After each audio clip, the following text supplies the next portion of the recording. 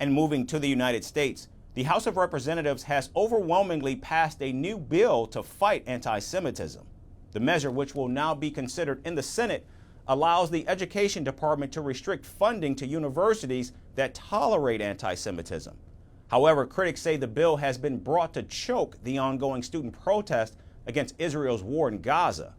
So what exactly does the bill say, and how, in fact, will it affect the protesting students? Our next report explains. The United States has introduced a new bill to combat anti-Semitism. The bill is called the Antisemitism Awareness Act, and it was overwhelmingly passed by the House of Representatives on Wednesday. The move comes as pro-Palestinian protests grip college campuses across the country. We're here to discuss the little Gazas that have risen up on campuses across America and the liberal college administrators and politicians who refuse to restore law and order and to protect other students. These little Gazas are disgusting cesspools of anti-Semitic hate, full of pro-Hamas sympathizers, fanatics, and freaks. Now the measure will go to the Senate for consideration. And if it were to become law, it would codify a definition of anti-Semitism that was created by the International Holocaust Remembrance Alliance, or the IHRA, in 1964. So what exactly does the new bill say? Well, it requires the US Department of Education to use IHRA's definition of anti-Semitism when enforcing federal anti-discrimination laws.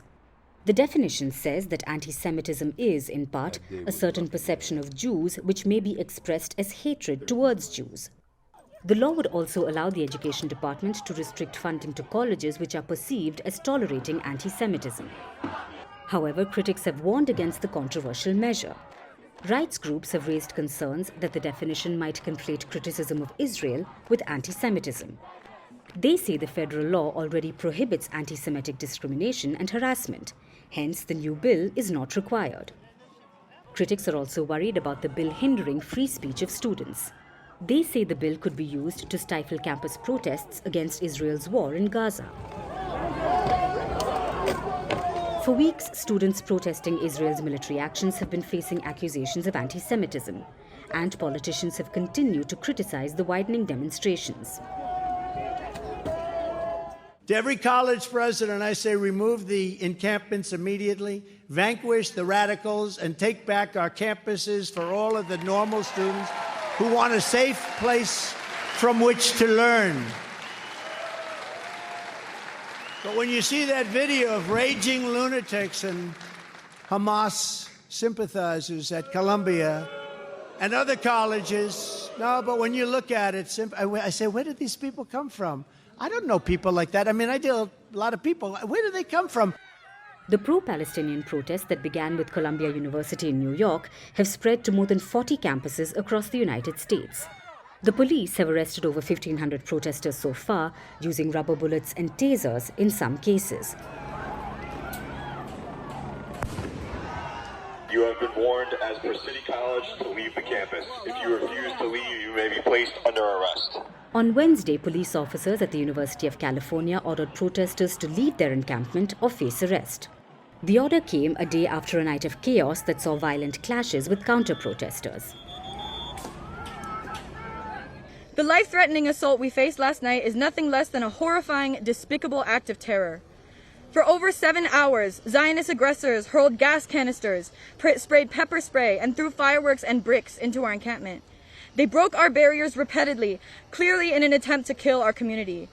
Campus safety left within minutes. External security the university hired for backup watched, filmed, and laughed on the side as the immediate danger inflicted upon us escalated. Several students left the protest site after the warning, but hundreds remained inside, putting on helmets, masks, and goggles. The bill comes as students call for universities to divest from Israel and urge the US government to call for a ceasefire. But President Joe Biden has pledged steady support for Israel in spite of the worsening humanitarian crisis in the Gaza Strip. From impeachments to inaugurations, if it's a political story, we are on the scene. The race for the White House is heating up. We're beating Biden. How dare he say that? If it's breaking news, we're live with the latest coverage. from the White House, the State Department, and Capitol Hill. We know the issues, but above all, we know the players to bring you the latest in-depth analysis on all the key stories that we're covering. I'm Eric Ham. Join me from Washington here on Firstpost America.